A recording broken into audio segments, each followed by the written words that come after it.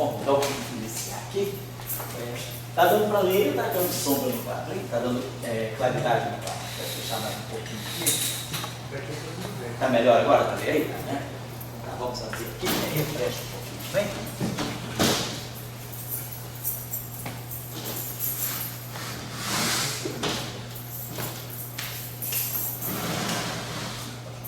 Então, na aula passada, nós tínhamos já motivado e iniciado, né, a discussão daquilo que a gente chama uma eletrodinâmica com a anisotropia espaço-temporal.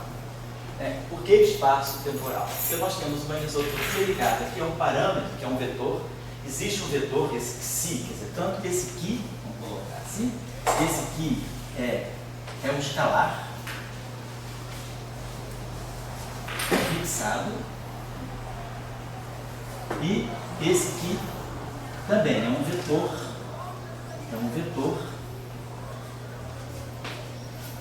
fixado. Então, eles não são campos no sentido de que eles não têm uma dependência espaço-temporal. Não são objetos que eu vou determinar através de alguma equação de movimento, de alguma equação de campo. Por exemplo, aqui nós temos as equações de campo para E e para B. Então, E e B, campo elétrico e campo magnético, são campos que eu vou determinar a partir de uma certa configuração de cargas, de uma certa configuração de correntes e até mesmo de uma certa configuração desses objetos que são fixados. Mas eles são fixados, eles não são variáveis do meu problema. Então, isso que são objetos fixos, né, que a gente chama, um escalar fixado e um vetor fixado, a gente chama isso aqui de fundo ou background. Né? Então, nós temos um fundo ou um background, que é uma propriedade do meio onde eu estou colocando as minhas equações de Maxwell. Esse fundo, pode ter, esse fundo, ele é dado a priori, mas ou ele tem uma origem dinâmica. Qual é a origem desse objeto escalar e qual é a origem desse vetor? Então, tem várias possibilidades. Pode estar acontecendo um cenário em que se estuda as equações de Maxwell com essas ditas, né, anisotropias espaço-temporais. Espaço-temporais por isso, porque esse objeto aqui é um vetor. Então, ele está no setor espacial. E esse objeto aqui é um escalar. Do ponto de vista da notação do espaço de Minkowski, da notação covariante do espaço de Minkowski, é como se eu tivesse o quadro vetor, a componente temporal desse quadro vetor é esse aqui, e a componente espacial desse quadro vetor, as componentes espaciais são as componentes desse vetor. Então, é nesse sentido que a gente tem uma anisotropia espaço-temporal, porque existe um escalar e existe um vetor, que são fixos e que podem ter uma origem em alguma física mais fundamental. Então, a pergunta é, há alguma física, vamos colocar assim,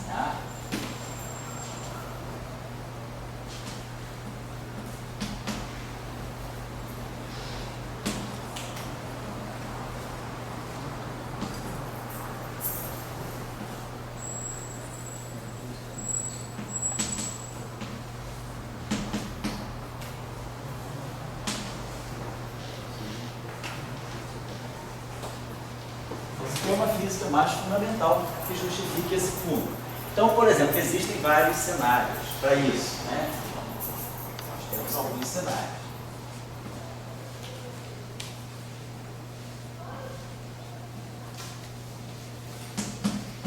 O primeiro cenário que originou um pouco a discussão é que essa física mais fundamental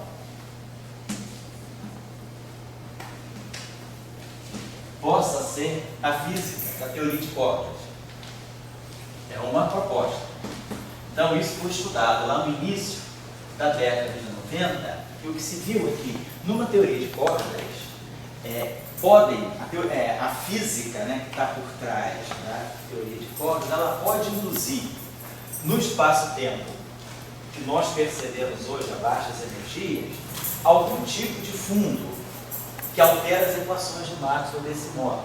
E aí, esses objetos aqui, eles são portadores de uma escala de uma física mais fundamental. Então, esse é o primeiro cenário que se vislumbra. É o cenário de que uma anisotropia espaço-temporal pode ter origem na teoria de Corda. Um outro cenário é que essa física mais fundamental possa vir de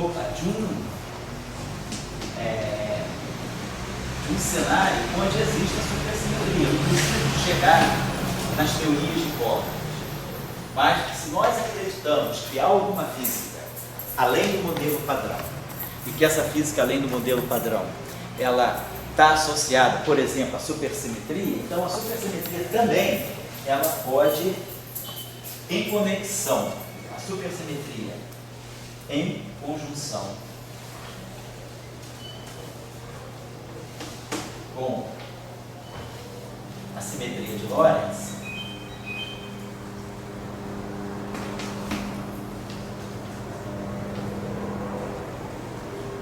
então, supersimetria em conjunção com a simetria de Lorentz pode induzir este fundo. A gente poderia ter a presença desse fundo vindo de uma formulação, de alguma fissão, né? De repente eu estou no nível de energia em que a supersimetria entra em ação e a supersimetria entrando em ação, ela mostra para a gente que eu tenho mais graus de liberdade no meu sistema e esses graus de liberdade extra, eles podem se cristalizar, se condensar sob a forma desses fundos aqui. Então, só estou querendo dizer que essa descrição aqui, onde aparecem esses vetores de fundo aqui, é uma descrição que pode ter origem numa física mais fundamental. Por exemplo, na física de... Oi, Eduardo. A supersimetria em si, quando você tem supersimetria, você vai ter as equações de Maxwell mais a equação de Maxwell. Isso, exatamente. Que não teria... Não teria isso. Isso aqui é uma condição especial que pode... Dentro da supersimetria, você pode ter um regime em que isso aconteça. Mas não necessariamente. Você pode ter, como você falou, já vou lá, você pode ter as equações de Maxwell num cenário supersimétrico sem que emerja um fundo como esse. Mas, ao mesmo tempo, você pode entrar num certo regime da teoria supersimétrica em que o resultado é o aparecimento desses vetores de fundo, desse escalar e desse vetor de fundo. Esses termos, assim, vamos dizer, o rotacional de B é um vetor que está variando, né, no espaço. Para dando tempo, no tempo, a carga como fonte. Esses termos CDB e XI externo, eles são uma mistura entre o termo de London e um termo de uma corrente, assim. Sim. Nenhum um pouquinho longe. Mas eles entram assim no meio do termo. Eles também poderiam ser chamados de portas, portadores de eletrolitismo, um tipo de novo portador. Eu diria o seguinte, é um pouco por aí, vamos dizer assim, tem um flavor disso que você está dizendo. Só que esse portador estaria associado a esses objetos aqui, de uma certa maneira, a gente está observando o seguinte, se eu não tiver carga, mas eu tiver um campo magnético, esse campo magnético, ao se acoplar com o fundo, ele serve de fonte para o campo elétrico. Então, de uma certa maneira, eu mesmo na ausência de cargas, eu posso ganhar um campo elétrico, cuja origem é um campo magnético, magnetostático. Eu posso ter um campo magnético, não depende do tempo. Eu preciso ter aqui em Faraday Lens para ter uma fonte para o campo magnético. Eu preciso ter indução. Mesmo sem indução, no caso puramente eletrostático. Vamos imaginar o seguinte, eu estou no interior de um solenoide, muito possante, que tem um campo magnético fixo, no interior de um solenoide. Se esse solenoide estiver no meio, onde existe esse fundo aqui, então o campo magnético do solenoide pode se acoplar com esse fundo aqui e servir de fonte para um campo eletrostático. Então eu posso ganhar um campo eletrostático mesmo na ausência de cargas elétricas. Então é uma espécie de uma nova fonte do campo eletromagnético. Não é um portador no sentido de que eu tenho uma corrente associada. Não é uma propriedade física de uma partícula, como é o caso da carga elétrica, que está gerando o campo elétrico, mas é um outro campo magnético estático, que quando se acopla com o fundo, ele acaba servindo de fonte para o campo elétrico. O que você queria falar aí? Duas perguntas. Em primeiro lugar, esse Ki e esse Xi, Eles podem mudar com a posição do tempo ou são... Não, podem sim.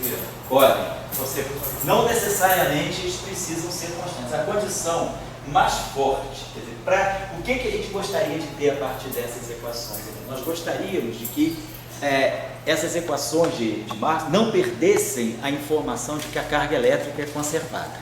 Então, ou de uma certa maneira, digamos assim, eu não gostaria de perder a informação sobre a carga elétrica, sobre a conservação da carga elétrica. Então, por exemplo, se você pegar, como é que a gente faz no caso de Maxwell para verificar a conservação da carga? A gente tem uma equação de continuidade para a carga, a gente deriva essa equação em relação ao tempo e tira a divergência dessa equação. No caso de Maxwell, eu não tenho esse termo, não tem esse termo, não tem esse termo. Então, olhando as equações de Maxwell, justamente porque Maxwell colocou a corrente de deslocamento, a gente, a partir das equações de Maxwell, a gente chega a essa equação aqui, a derivada temporal da densidade de carga, mais a divergência da corrente é zero.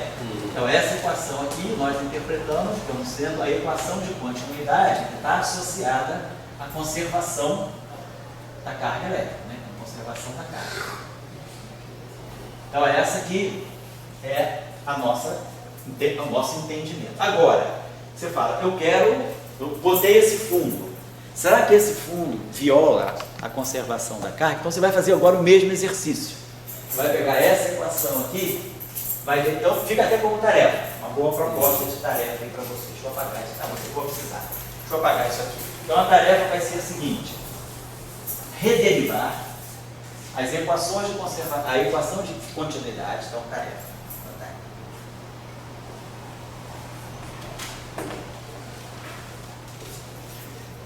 Rederivar a equação continuidade da carga. O que é essa equação aqui, né?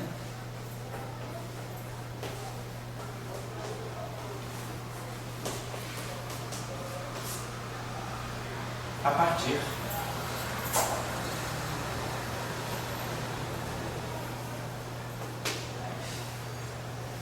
equações assim. Então agora, quando você derivar essa equação em relação ao tempo, você vai ter que derivar o xi. É só uma coisa, acho que a rotacional de E é igual a menos a na segunda equação. Obrigado, rotacional. Meu Deus do céu, estou completamente louco. Rotacional de E, perdão mil vezes. Isso aqui é imperdoável. Rotacional de E é igual a menos CBDT. Essa parte ali, obrigado pela correção, está errado. Tá?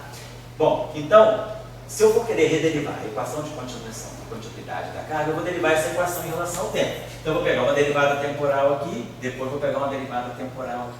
E vou ter que tirar o rotacional dessa equação, a divergência dessa equação. A divergência do rotacional é zero. Aqui, divergência de Qi gradiente de B. Vai ficar gradiente de Qi escalar D mais Qi divergente de B. Aqui eu vou precisar tirar o divergente do rotacional de Psi vetor E. Tá bom? Só para ter uma ideia. Divergente de Psi do produto vetorial, Psi por E. O que é a divergência? A divergência é a derivada da componente I desse vetor aqui, que é epsilon JK, CJEK. Quando eu aplicar essa derivada aqui, eu vou estar produzindo o rotacional de Psi. Rotacional de Psi escalar E. Depois o outro termo, essa derivada vai bater aqui, ela vai produzir menos rotacional de E. Vai ficar menos Psi vetorial. Porque é diferente, né? Vai ficar Psi escalar rotacional de E. Então, usando essa identidade aqui, a gente vai precisar dessa identidade do cálculo vetorial.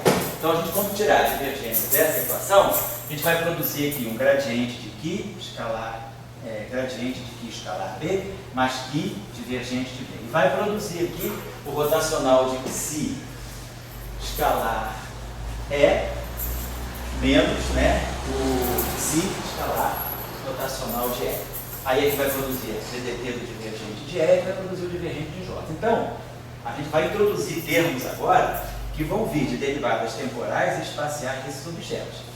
O que eu quero é que essa equação aqui seja mantida, eu não quero perder a equação de continuidade. E aí, claro, eu vou ter que iterar essas equações. Por exemplo, aqui, quando eu for tirar o DDT disso aqui, vai aparecer o dBdt, aí nesse dBdt eu mudo essa equação, vai aparecer, por exemplo, aqui vai aparecer um rotacional de E, aí eu uso o rotacional de E igual a menos dBdt. Ou seja, quando for trabalhar essa expressão aqui, quando eu calcular o DDT, a derivada temporal dessa equação e somar com a divergência dessa equação, eu vou ter que iterar essas equações. Vão aparecer termos, vai aparecer, por exemplo, um termo aqui, quando eu pegar aqui o divergente de Qi B, vai aparecer um termo que vai ser Qi divergente de B, mas o divergente de B é zero. Então eu vou precisar reusar essas equações de Maxwell dentro dessa etapa que eu cumpri aqui. E aí, para que essa equação seja verdadeira, vão sair condições em cima do Qi e do J. E aí a tarefa é vocês chegarem, né? A tarefa é rederivar a equação de continuidade a partir das equações acima e chegar às seguintes condições sobre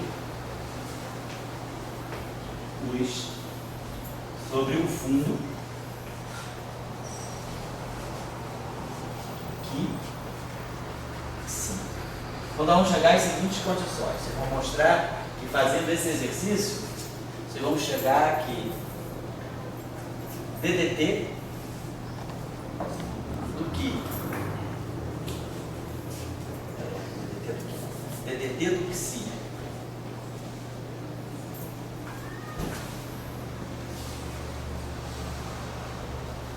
Menos gradiente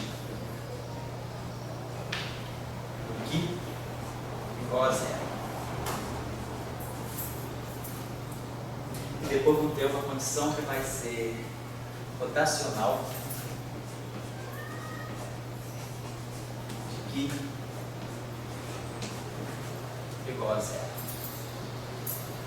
Não mais nada, porque a gente vai precisar ter uma derivada temporal do Qi em si, exato. Nós vamos ter a derivada temporal do Qi, isso menos divergente do Qi. Aqui eu não posso dizer para vocês exatamente se esse sinal aqui vai ser mais ou menos. Pode ser que apareça um sinal menos mais aqui. Está em dúvida. É menos ou mais, mas vai aparecer nitidamente essa relação. A derivada temporal de Qi e o gradiente, a derivada temporal do vetor Psi e o gradiente de Qi vão estar ligados numa relação assim. E certamente o rotacional de Psi vai ter que ser zero. Ou seja, a tua pergunta está respondida. Qi e Psi podem depender do tempo e do espaço, mas desde que a dependência satisfaça essas condições aqui.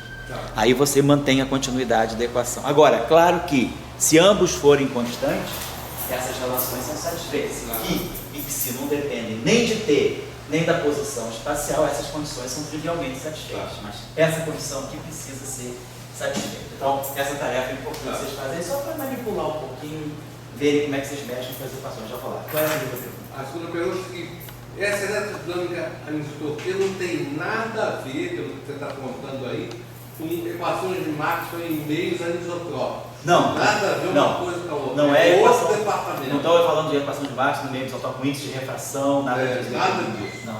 É no vácuo. Isso aqui é como se fosse. Isso é no vácuo, né? É no vácuo, onde o vácuo ele está é o vácuo em um espaço que tem uma anisotropia intrínseca, tem uma direção privilegiada. É como se tivesse aí, opa, e aí? Como se tivesse uma espécie de um éter, alguma coisa assim. Não é um meio material. Agora, claro, eu ia até dar essa referência para vocês. Saiu um trabalho há de um mês atrás, eu acho, de uns chineses, bastante interessante, que é o estudo de ondas em meios anisotrópicos. Aí aparece o índice de refração, dependente da frequência, tudo. Todas aquelas coisas. Não é isso aí. Não é isso. Jacksoniano. Bem Jackson, bem dentro do Jackson. Não é isso que está em jogo aqui. Isso aqui, essa anisotropia é uma anisotropia intrínseca ao espaço-tempo. Um outro cenário que eu queria colocar, eu coloquei dois cenários. O cenário da teoria de cordas e o cenário da supersimetria. Por exemplo, num cenário de gravitação, então se você tiver as equações de Maxwell no meio gravitacional, como se você estiver no meio onde existe um campo gravitacional razoavelmente intenso. Imagina que você tem uma, sei lá, uma estrela de nêutron, que tem uma massa bem robusta. Então, quer dizer, o espaço-tempo na vizinhança dessa estrela de nêutron não é um espaço-tempo plano. Você tem uma gravitação forte que isso te leva. Então, você teria que acoplar as equações de Maxwell com os graus de liberdade do campo gravitacional. Então, por exemplo, a origem desse Q e desse Psi, elas podem estar ligadas eventualmente a uma grandeza, que a gente chama de torção do espaço-tempo. A torção do espaço-tempo é uma propriedade. O espaço-tempo não só necessariamente tem métrica, a métrica ela dá um primeiro passo para se compreender a geometria do espaço-tempo, mas você pode ter também uma outra entidade geométrica chamada torção, e esses objetos podem ser derivantes da torção. Então, um outro cenário em que você possa ter a origem física dessas anisotropias, né, desse fundo do espaço-tempo, é que nós percebamos aqui no nosso mundo o resíduo de algum tipo de entidade geométrica, tipo torção, que possa ter estado presente no universo primordial e ter deixado para a gente um resíduo dessa grandeza sob a forma dessa anisotropia. Então é um outro cenário que se pode apresentar também. Na matéria condensada, você também pode usar esse cenário. Qual é a origem do Qi e do Xi? Seria ser algum tipo de defeito geométrico que a amostra pode ter. Uma rede cristalina, um cristal, ele pode ter uma certa, vamos dizer assim, anisotropia devido a algum defeito geométrico nos íons, e aí isso aparecer nas equações de Maxwell sob a forma desses vetores. Tá? Tem um pouquinho a ver. Tem a ver.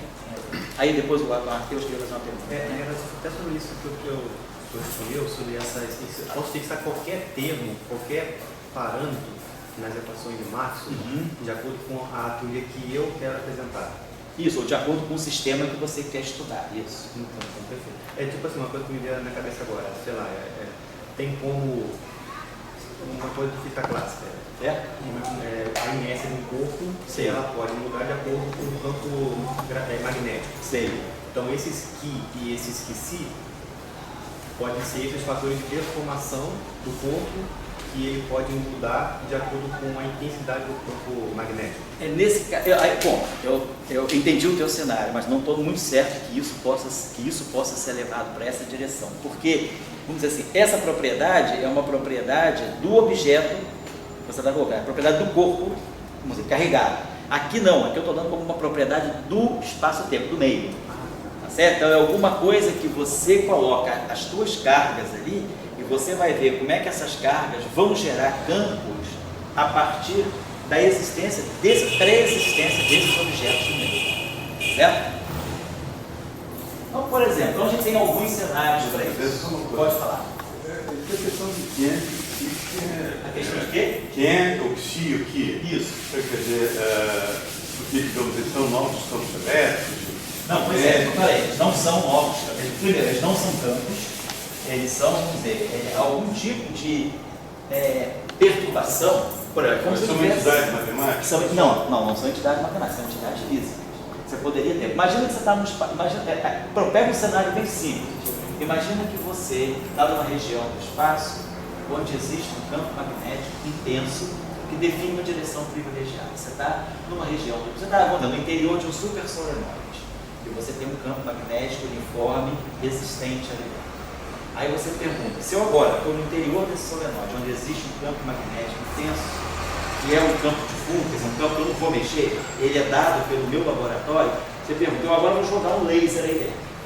Vou jogar um laser que vai se propagar, uma onda eletromagnética que vai se propagar na presença, nesse meio onde é o vácuo, mas o vácuo onde há um campo magnético. Então continua sendo vácuo, você não botou matéria ali, é o vácuo, mas um campo magnético persistente no vácuo. E você quer estudar o teu eletromagnetismo em presença desse campo magnético no vácuo fixo e saber, por exemplo, como se propaga uma onda eletromagnética. Então você pensaria o seguinte, esse vetor Qi poderia ser um campo magnético, vamos chamar assim um campo magnético B0, fixo, que existe na minha e no meu laboratório. E eu vou jogar, então é como se eu tivesse o seguinte cenário: eu tenho um super solenoide aqui, esse super solenoide carrega, vamos dizer, uma corrente bastante intensa, né, uma corrente estacionária, e aí eu vou gerar um campo magnético aqui no interior desse solenoide, tem um campo B0 aqui. Então esse campo B0 é um campo fixo, não é um campo, vamos dizer, é um vetor fixo, ele não depende nem do tempo nem do espaço, é um campo uniforme, vamos dizer, na direção Z. Seria um B0, vamos dizer, na direção Z. Então eu tenho uma direção, quer dizer, eu vou jogar, o meu espaço aqui dentro é o vácuo, eu não tenho matéria, tenho o vácuo e um campo magnético. Vou acoplar as minhas equações de Maxwell a esse meio aqui. Então, esse B0 aqui vai fazer o papel do Ki. Aqui vai fazer o papel do B0. Então, quando eu for escrever as minhas equações de Maxwell, que, por exemplo, eu posso imaginar que esse Ki aqui seja esse campo magnético intenso. E aí agora, quem é o campo do meu laser? O campo do meu laser é o campo E, quem é o campo magnético do meu laser é o campo B. Então eu vou querer estudar agora a propagação de E e de B nesse meio, onde esse não tem, por exemplo, isso aqui, não tem esse aqui, tem só um vetor, onde esse vetor aqui é esse campo magnético intenso desse solenoide. Então, ele pode ter um sentido físico, dependendo do meu sistema, esse aqui, ele pode representar um campo magnético de fundo fixado por um laboratório, onde eu tenho um solenoide. Mas as equações de Maxwell já não pode, dentro do corpo dela, já admitir que tinha o campo magnético do solenoide? Você pode também pensar de uma outra forma. Você pode dizer o seguinte: então, isso aqui é um cenário. Você vai dizer, tem uma direção privilegiada, essa é uma maneira de eu colocar as minhas equações de Maxwell aqui dentro. Agora você poderia pensar assim também. Vamos pegar as equações de Maxwell sem esses termos aqui. Então, deixa eu pegar aqui. Vamos pegar uma equação de Maxwell tradicional, por exemplo. Essa aqui, rotacional de B, sem esses termos aqui. Igual a 1 sobre C2, pegar a equação de Maxwell sem a existência da corrente. Essa é a equação de Maxwell tradicional, Ampère-Maxwell. E vamos dizer o seguinte: existe um campo magnético fixo por um solenoide.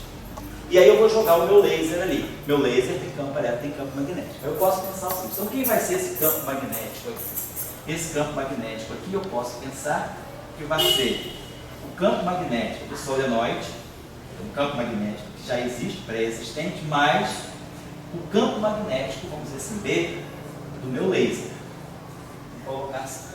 Então você diria que você teria um campo aqui, seria a superposição desses dois campos. Você tem um campo magnético de fundo, então o campo magnético total que eu vou ter no espaço é o campo magnético de fundo, que já existia, mais o campo magnético do laser que eu coloquei aqui. Claro que se esse campo magnético é constante, né, esse rotacional de B0 é zero. Então eu vou ter rotacional de B e agora saber se no fundo eu tenho um campo elétrico ou não. Se eu não tiver um campo elétrico de fundo aqui, então isso aqui já vai ser a equação que vai dar o campo magnético do meu laser. Então essa descrição aqui, agora se você tiver um campo magnético de fundo no laboratório que não é homogêneo, se tivesse um campo, vamos colocar assim, um campo, vamos chamar esse campo aqui de B.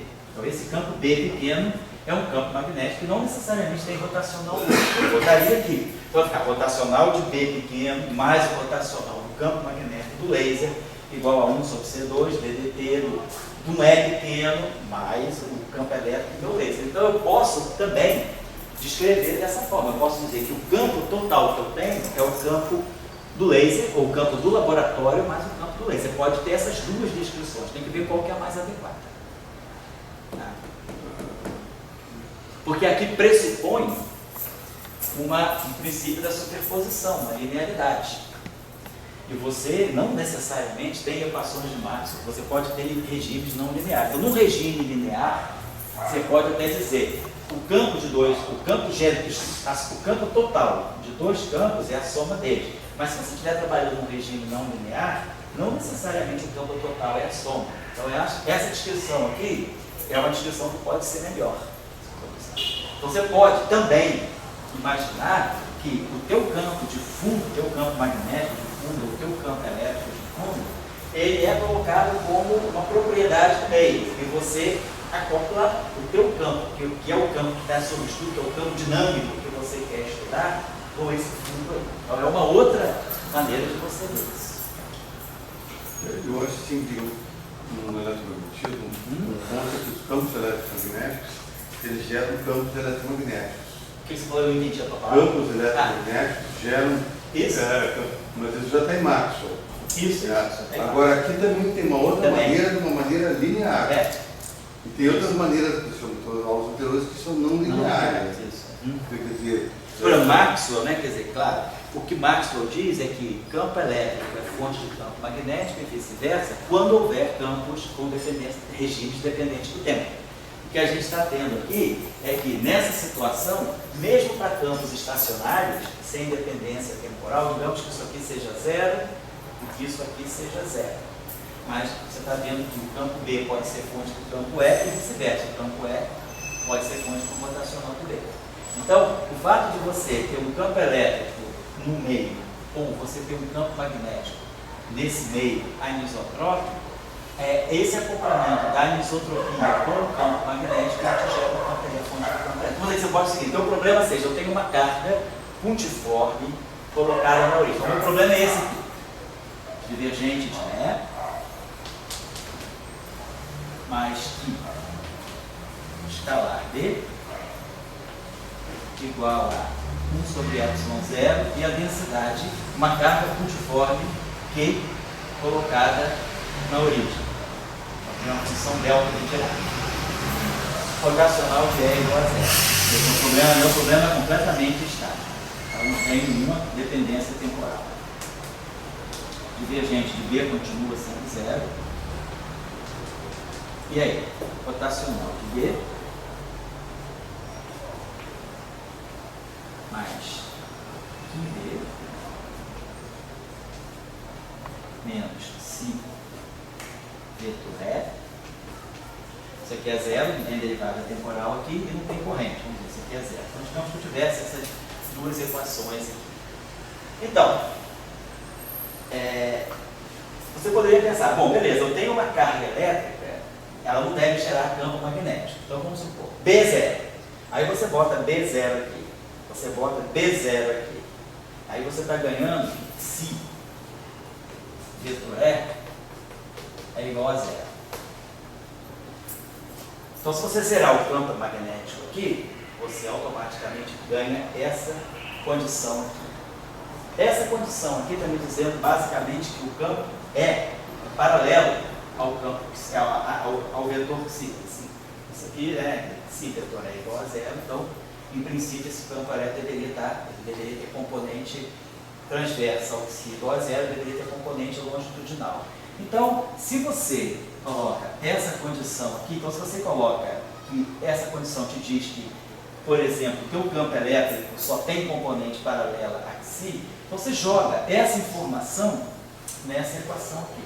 E aí você vê que essa equação aqui, ela vai ter uma inconsistência. Então, se o campo magnético, se você disser que o campo magnético, por exemplo, se o campo magnético é zero, né?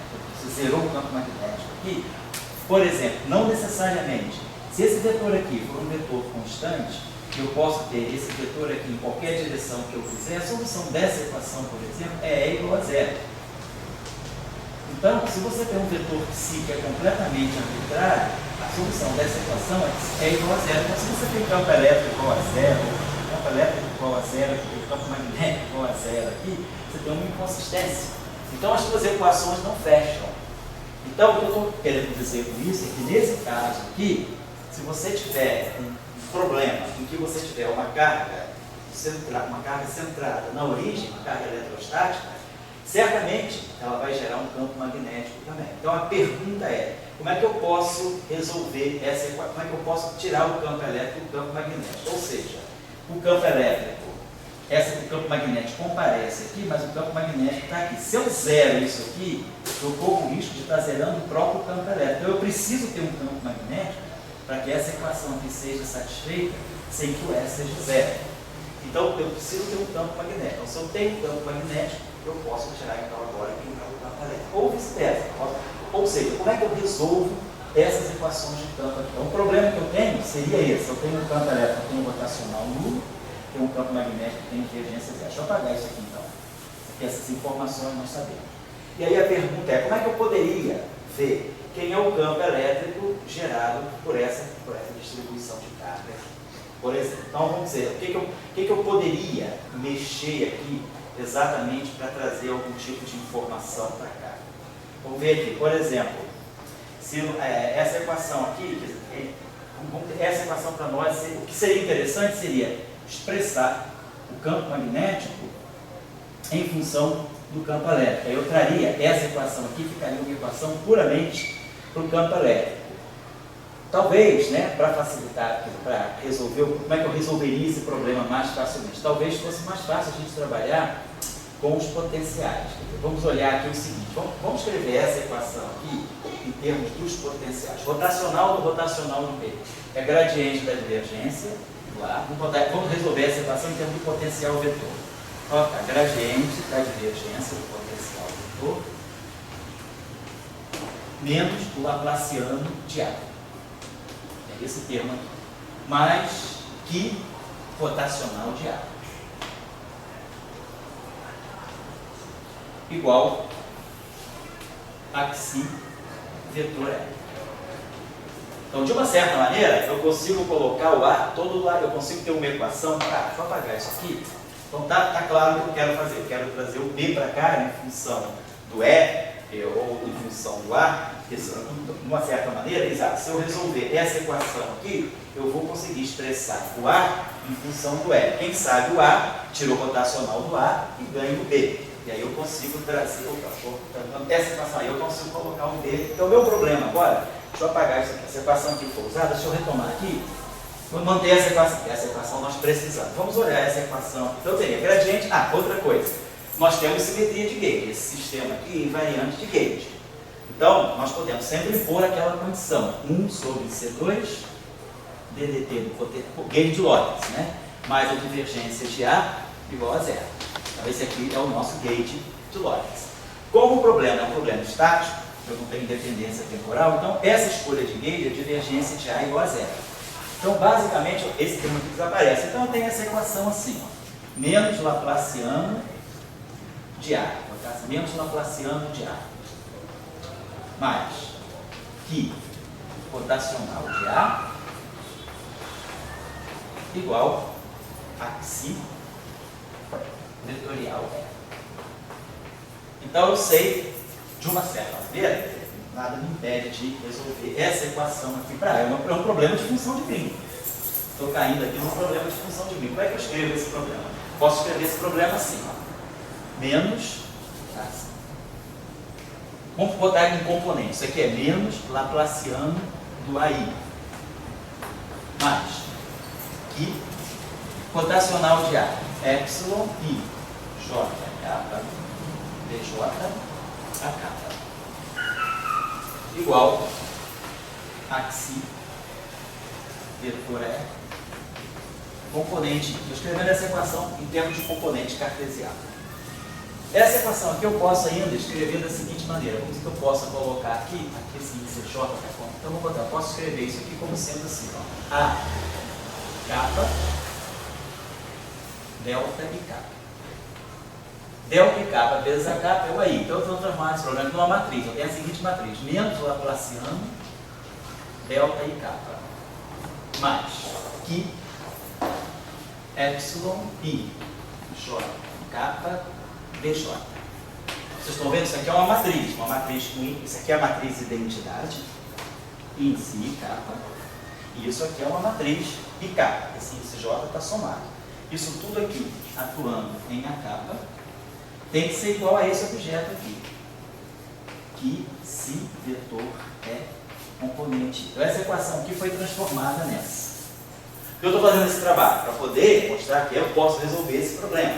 Se eu sei A, eu sei B. Se eu sei B, eu coloco B nessa equação e aí eu ganho tudo em função do E.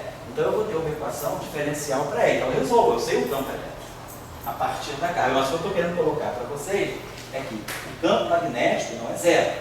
Porque essa equação aqui me dá um potencial. Como é que eu resolvo? Essa equação não tem uma forma matricial, ela está nessa forma assim, ó. Tem uma matriz M e kappa, atuando em A kappa. Isso aqui me dá do lado direito, sei lá, um termo assim, que eu vou chamar de JI. É um problema matricial. Então, quem é o meu A? Meu A é M menos 1 atuando em J. Em termos matriciais, quer dizer, a componente I do meu vetor A vai ser a matriz M menos 1, elemento IJ, atuando no meu JJ. Então, esse problema aqui tem solução. Agora, qual é o meu problema? O meu problema é inverter essa matriz aqui. Deixa eu apagar isso. Já que a gente já falou sobre essas coisas aqui, bom, já virou, eu não ia fazer isso, mas eu acho que a pergunta é relevante para até desenvolver uma coisa que não é muito óbvia para muitos de vocês. Como é que resolveria esse problema? Um problema simples, né? Um problema de eletrostática no meio, assim, com essa anisotropia. Então a gente está mostrando só o problema assim, da carga pontiforme, colocada ali em distribuição de uma esfera carregada, não é nada disso. Então, como é que eu resolvo esse problema? Meu problema é esse, nós temos um problema matemático que é o seguinte: menos Laplaciano delta e J. Mas vou botar os índices, tá? Esse índice J aqui é um índice saturado. Então, JJ eu vou chamar de KK. E esse K aqui eu vou chamar de J. Só para poder botar tudo em termos de delta, para cá uma matriz NJ. Então, tem menos Laplaciano delta e J, mais que epsilon I J kappa, operador de kappa, I kappa J. I kappa J, kappa. Vou ter esse objeto aqui. Isso aqui é o minha matriz MJ. É uma matriz operatorial, uma matriz feita com Laplacianos, etc. Então, como é que eu vou resolver? Como é que eu posso inverter essa matriz? Então, nós já sabemos o seguinte, nós já aprendemos aqui nos cursos, né? Não sei se o curso está, mas aí está pré-requisito desse curso, os operadores transversam longitudinal. Nós sabemos que no espaço dos momentos, no espaço das coordenadas, a gente pode definir um operador, que é o chamado operador longitudinal, que a gente chama de ômega e J, que é 1 sobre Laplaciano de I e J. Temos o operador transverso, então θ e J, que é delta e J, menos o ômega J, menos 1 sobre Laplaciano de I e J. Não pode, senão não vai resolver esse problema. Então, a gente sabe que eu posso definir esses operadores. Então, eu sei que meu delta e J nada mais é do que o meu operador θ e J. É esse objeto aqui, mais o ômega J. Sai dali imediatamente. Então, eu posso escrever esse meu delta e J desse modo. Vou pegar essa equação e vou escrever assim: menos Laplaciano θ e J, mais menos Laplaciano. Eu não entendi esse negócio do ômega e J, ômega e J, não. Oi? Até a equação ali, até ali eu entendi. Aí você quer determinar o que? A função de Green desse operador? Exatamente, eu quero determinar quem é o inverso desse objeto. Quero inverter.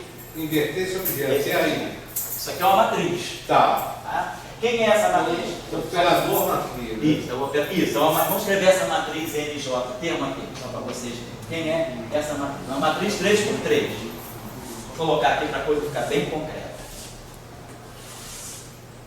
Quem é essa matriz? Quem é o elemento 1, 1? Delta 1, 1 é 1. Então vai aparecer menos o Laplaciano aqui. Epsilon 1, 1 é 0. Então não vai aparecer nada. Vamos pegar o elemento 1, 2 dessa matriz. Linha 1, coluna 2. Delta 1, 2 é 0. Quando eu colocar aqui 1, 2, esse cara aqui só pode ser 3. Mas 1, 3, 2 é menos 1. Então isso aqui vai ficar menos que derivada Z. Isso. Tá. Depois, quando eu pegar o elemento 1, 3, isso aqui é 1, 3, isso aqui só pode ser 2. Então isso aqui vai ficar aqui derivado em relação a isso. Ah, tem que ser uma matriz que opera no vetor, né? Isso. Tá. Aí, esse elemento aqui, linha 2, coluna 1, 2, 1 é 0. Linha 2, coluna 1, 2, 1. Então eu tenho epsilon 2, 3, 1. 2, 3, 1 é 1. Então isso aqui vai ficar aqui, derivada Z. Agora, 2, 2, delta 2, 2 é 1. Então vai ficar aqui menos Laplaciano. E aqui 2, 2 é 0. E aí agora 2, 3, eu vou produzir aqui um epsilon 2, kappa, 3 d kappa. Mas se aqui é 3, a única possibilidade aqui é ser 1. Então, 2, 3, 2, 3 é menos 1. Então aqui vai ficar menos que ddx. Agora aqui é o elemento 3, 1, vai ficar menos que ddy. Esse aqui é o elemento, porque essa matriz vai ser antissimétrica. Então aqui vai ficar aqui ddx e aqui vai ficar menos laplaciano. Então, conclusão, eu tenho que inverter essa matriz aí. Se vocês quiserem, podem escrever essa matriz no espaço dos momentos. Posso transformar esse problema num problema de espaço, mas não preciso fazer isso. Eu posso inverter essa matriz aqui, trabalhando com Laplaciano e derivadas como se fossem números. Então, eu vou, na verdade, o meu problema é inverter essa matriz. Aí eu posso inverter essa matriz, se eu quiser, por exemplo. Se vocês querem que eu me como é que eu vou inverter D'Alembertiano ou Laplaciano? Como é que eu vou inverter uma derivada? Pensa que você vai para o espaço dos momentos. Essa matriz aqui pode ser escrita no espaço de Fourier. Quem é essa matriz no espaço de Fourier?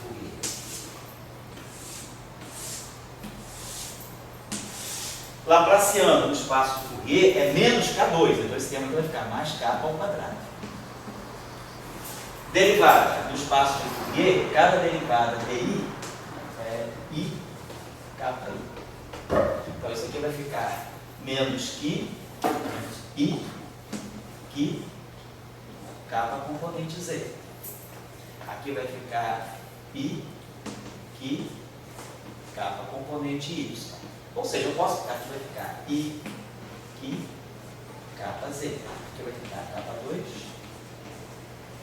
E aqui vai ficar menos I, que, KX. Aqui vai ficar, simétrico, vai ficar menos I, que, KY. I, que, KX. E KZ. Então, agora essa matriz aqui é fácil de inverter, é só trabalhar normalmente como você fazer o determinante 3 por 3, né? Esse cara vezes esse determinante, esse cara vezes esse determinante, esse cara aqui vezes esse cara vezes esse determinante. Ou seja, inverter esse processo. Quer dizer, posso inverter isso aqui. Tem uma maneira mais simples de inverter. Quer dizer, ao invés de você pegar essa matriz e ter que inverter uma matriz 3 por 3, pode inverter desse jeito ou desse jeito. Vamos usar o método dos projetores.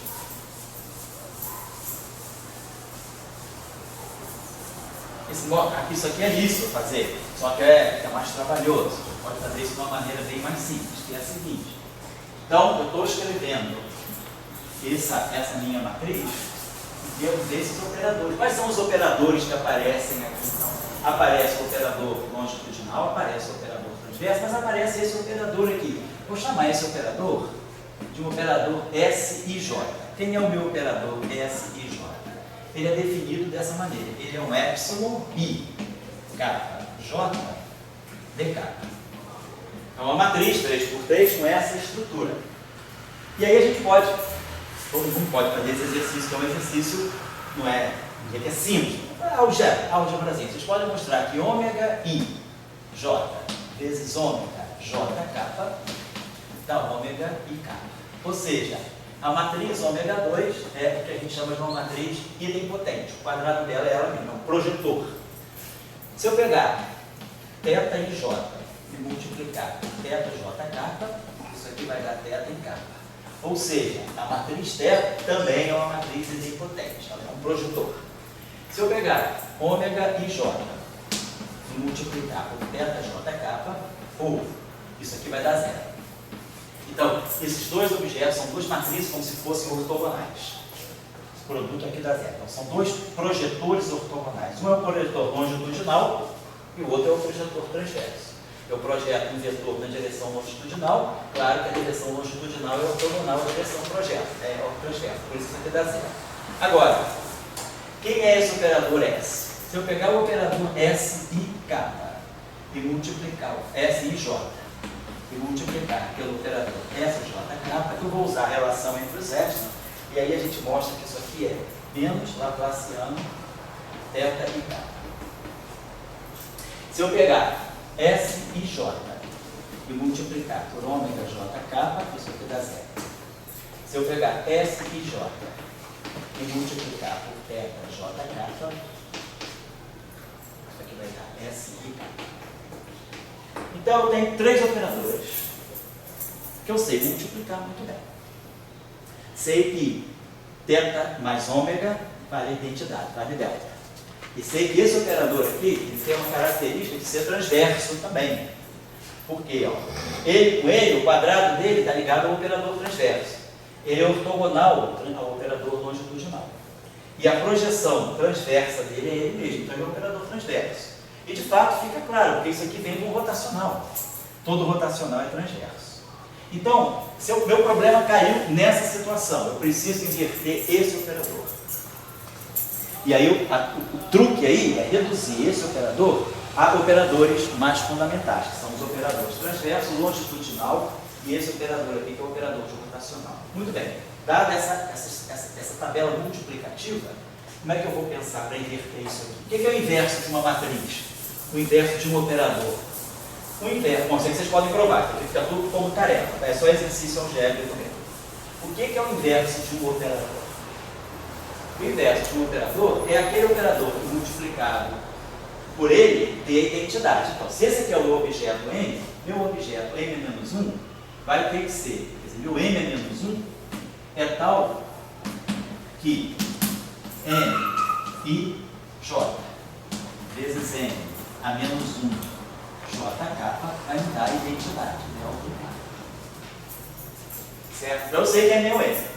Meu M eu escrevi assim, ó, menos Laplaciano θ e J.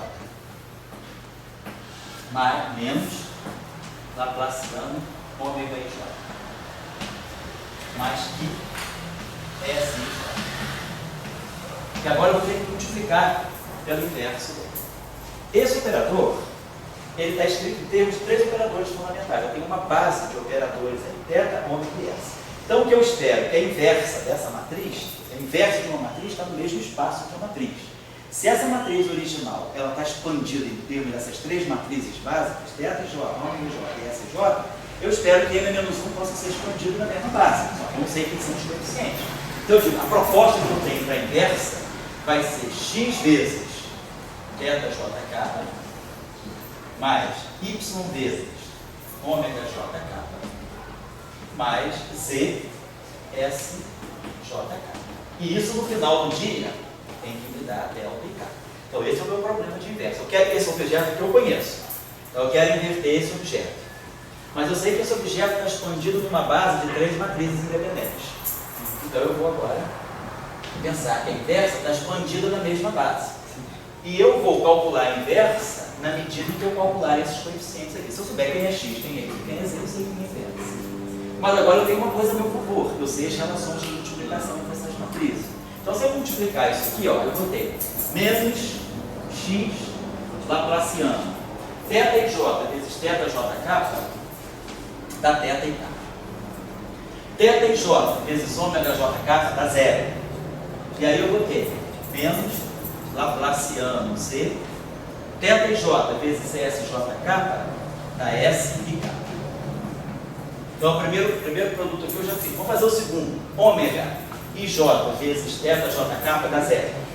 Ômega e J vezes ômega JK dá ômega e K. Agora vamos dizer aqui menos Laplaciano Y ômega e K.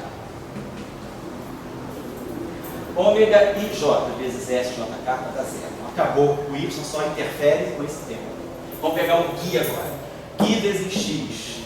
Então vai ter X vezes Γ. S e J vezes SJK dá S e K. S e J vezes ômega JK dá 0. E S e J vezes SJK dá menos Laplaciano, menos Z Laplaciano, menos Z e Laplaciano, S e J vezes SJK dá menos Laplaciano, θ e K. E isso aqui é delta e K. Mas delta e K é θ e K mais ômega e K. Então, com essas 3 matrizes de base, deixa eu apagar isso, eu vou precisar dessas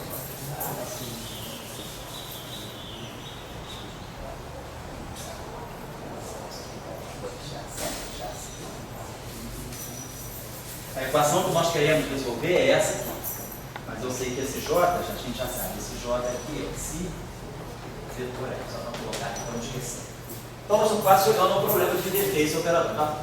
Vou apagar isso aqui, vou precisar dessa linha aqui, e vou apagar essa linha aqui. Essa linha aqui já foi executado. Vou deixar isso aqui, porque isso aqui a gente precisa, né? A gente tem essa matriz aqui, que nós precisamos calcular o M-1. Vou deixar aqui desse lado aqui, então vou colocar aqui quem é M-1 igual na resposta. Agora eu ganhei esse aqui, ó. Tudo que tem θ do lado esquerdo tem que se somar para dar θ do lado direito. Porque θ e ômega e S são operadores independentes. Então eu vou ter aqui menos Laplaciano x, que é o θ. Menos z. Menos que Laplaciano z. Isso tem que ser igual a 1. Então lembra que eu tenho um sistema em x, y e z. Então isso aqui é um incógnito, isso aqui é um incógnito. Agora, quais são os coeficientes do ômega? Esse termo aqui e esse termo aqui. Então do ômega eu só tenho ômega, então eu tenho que menos y Laplaciano, menos Laplaciano, y é igual a 1. E depois esse termo aqui, S, mas aqui eu tenho zero. Então eu tenho que ter esse sistema aqui, menos Laplaciano z, mais que vezes x, tem que ser igual a zero.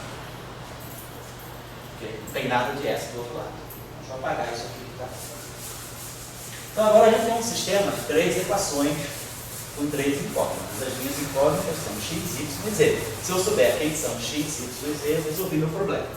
Então esse primeiro problema aqui, ele me diz que o x, eu posso escrever, por exemplo, bom, o y já está envolvido, já sei quem é y. Y nada mais é do que menos 1 sobre o Laplaciano. Então y é justamente a função de grego do Laplaciano. Quem é x? X é 1 sobre π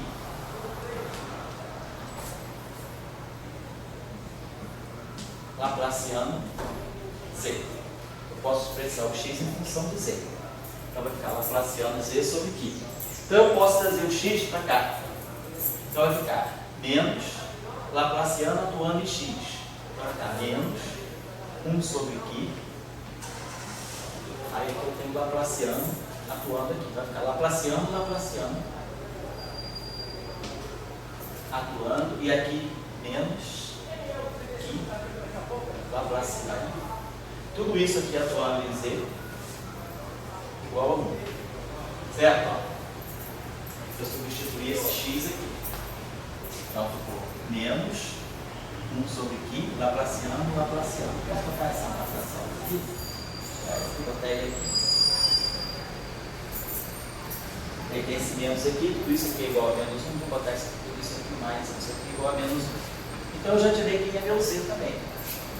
Meu z é menos 1 sobre Laplaciano, 1 sobre π Laplaciano, mas isso é Laplaciano, mais π ao quadrado, e aí sobe esse aqui, esse é o meu z. Né? Vai ficar aqui, vai ficar Laplaciano, não sobre π, né? Então vai ficar isso lá, Laplaciano, mais π ao quadrado, isso Laplaciano. Então isso é o meu z. Então eu sei quem é meu z. Se eu sei quem é meu z, eu sei quem é meu x. Eu posso substituir aqui. Então, quando eu colocar esse z aqui, o que com que vai cancelar. Esse Laplaciano com esse Laplaciano vai cancelar. Então vai ficar menos 1 sobre Laplaciano mais π ao quadrado. Né? Então assim, aqui cancela esse aqui, esse Laplaciano, cancela esse Laplaciano, fica esse menos 1. Então, ou seja, essa matriz aqui eu conheço. Quem é o x? É menos 1 sobre Laplaciano mais π ao quadrado θj. Menos 1 sobre Laplaciano ômega i j. Mais z, ou seja, menos π sobre Laplaciano mais i. Acho que 2, epsilon i j, epsilon i kj, derivado em relação a x. Então eu já sei quem é esse operador. Entenderam como é que a coisa procede? Não é óbvio, claro, estou dizendo que é óbvio, é facílimo, né? Mas para quem nunca viu, não é imediato. Mas é uma técnica que a gente tem para poder resolver, às vezes, resolver inversos de operadores cujos elementos não são números, mas são operadores. Nós estamos invertendo uma matriz cujos elementos são derivadas e laplacianos. Quem já sabe um pouco de função de Green dos nossos cursos precedentes, sabe basicamente o que é isso. Isso aqui é a função de Green desse operador laplaciano mais que ao quadrado, isso aqui é a função de Green desse laplaciano. Esse termo que eu posso escrever assim. Posso decompor em coisas conhecidas, porque 1 sobre laplaciano mais que ao quadrado, eu posso escrever isso aqui como sendo 1 sobre laplaciano menos, posso botar o contrário, 1 sobre laplaciano mais que ao quadrado menos 1 sobre laplaciano. Isso aqui vai ficar. Decompor em frações parciais, bota aqui 1 sobre laplaciano menos 1 sobre laplaciano mais que ao quadrado. Então, vai ficar laplaciano mais que ao quadrado menos laplaciano. Vai dar um que ao quadrado aqui, então eu divido por que ao quadrado. Então eu posso escrever essa expressão desse modo, mas isso aqui eu conheço, porque é a função de Green do laplaciano, e isso aqui é a função de Green do laplaciano mais que ao quadrado. Então eu posso escrever esse termo aqui assim, n é menos 1, e j, e pode. Então eu posso escrever isso assim, menos 1 sobre o laplaciano mais que ao quadrado é j. Menos 1 sobre o laplaciano homem de j. E aí agora, esse i aqui tem esse 1 sobre o que ao quadrado. Então vai ficar menos, esse termo aqui ficou tudo isso aqui, só multiplicar por menos i. Então vai ficar menos 1 sobre aqui, 1 sobre o laplaciano, epsilon i, kappa j, posso botar em inglês isso aqui assim, posso fazer até essa aqui, dá mais fácil. Eu posso botar aqui mais, ficar menos 1 sobre aqui, só isso aqui, esse está menos 1 sobre aqui, aqui fica 1 sobre o laplaciano, menos 1 sobre o laplaciano, acho que é quadrado, epsilon i, kappa j.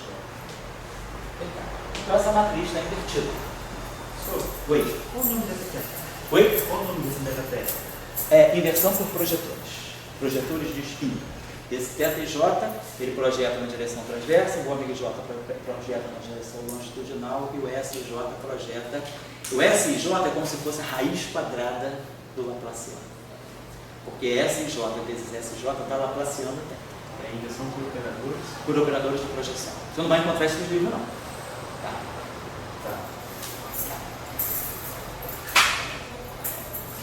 Que eu ensino no meu curso, porque essa técnica eu conheço bastante do meu doutorado, trabalhei bastante com esse tipo de coisa para supersimetria. Então, você vai encontrar isso só nos nossos cursos aqui. Nos nossos materiais tem, tá? Mas se você procurar em livro, você não vai achar. É um curso de qualquer curso meu de... Realmente curso que eu li de gauge, curso que eu dou de campus, quanto tem... Cara, isso está espalhado em vários cursos que eu dei. Realmente, eu não sei exatamente quais... Provavelmente nos cursos de eletromagnetismo você vai encontrar. Certo? Então, se você qualquer curso meu que tivesse operadores de spin, você vai localizar isso aí. Certo? Então, ali você nessa propagação, ali você tem uma partícula do KPJ, Isso. propagando espinho lá embaixo. Isso. Aí propagando espinho, porque o KPJ no Transverso. aí espinho zero. Longitudinal. E aí? Espinho também. Esse setor aqui está no setor de espinho também. E qual a diferença desse espinho? Vamos dizer, Vamos juntar tudo agora, só para você ver só. Vamos abrir essa expressão ainda um pouquinho mais. Tá? Bom, eu não ia por aqui, mas já que a coisa apareceu, acho que é bom vocês saberem isso de um pouco mais elementos assim de truques, vocês souberem melhor, né? Por exemplo, vamos pegar essa expressão, vamos escrever assim. só no físico, nesse tipo de eletromagnetismo que eu trabalho com puxar alto de quadrado, o que se chama ali de si e de contra essa ideia de... Sim. A gente na verdade tem isso aí, mas o que si é o próprio amigo. Certo. Isso, entendi. E o que lá Isso. é o... Também é uma função dos campos vetoriais. Então eu penso o seguinte, eletromagnetismo é uma um campo de futebol, um campo eletromagnético. Agora, não precisa ser só aqueles de Maxwell. Certo. Sim, mas sempre um se convertendo no outro.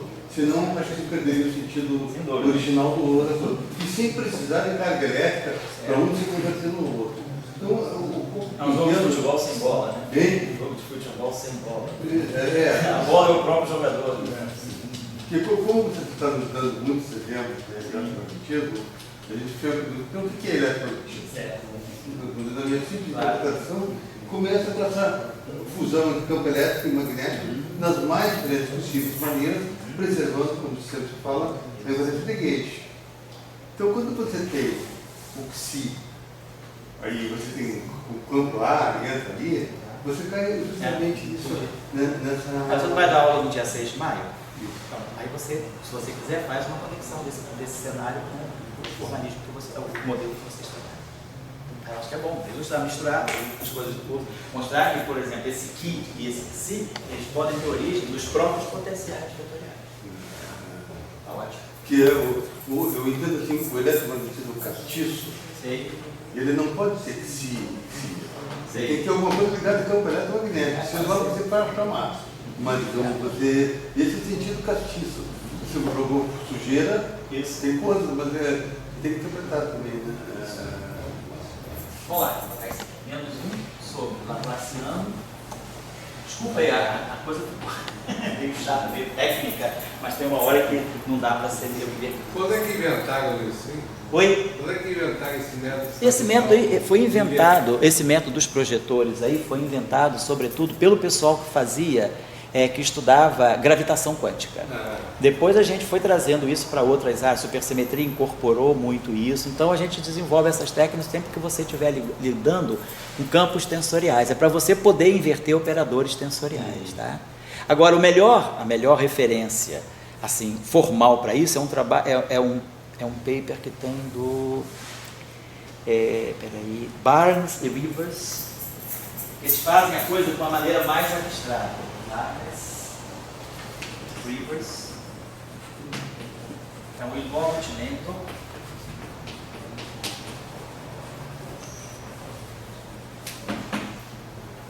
da década de 60. Foi muito tempo isso.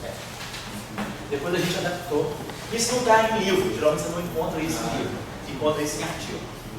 Mas eu estava explicando aqui para o Matheus, nos nossos cursos aqui, a gente desenvolve bastante. Você pegar os cursos de eletromagnetismo, os cursos nossos que estão gravados aí na Professão Global, você vai sempre achar aulas lá sobre operadores de spin. Isso aí são chamados, grafos sob o nome de operadores de spin. Tá?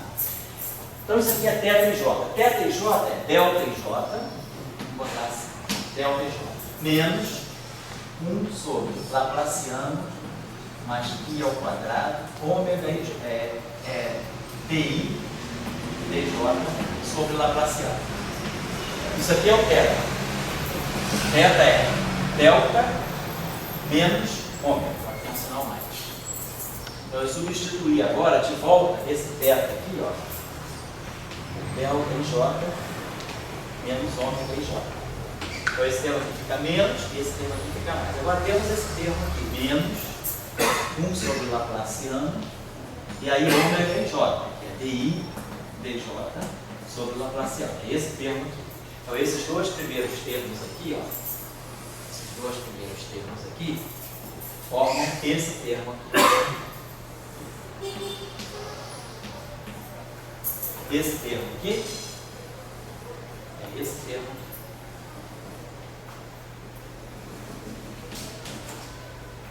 Certo? E aí agora nós temos esse termo aqui.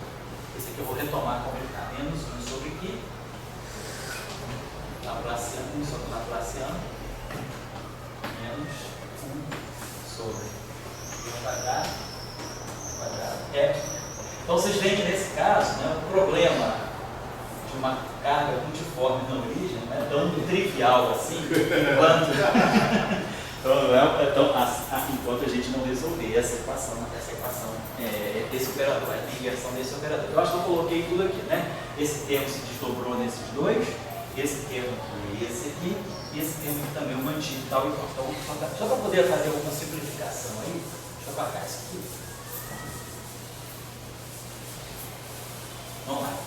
Então, por exemplo, esses dois termos aqui, eu posso fazer um...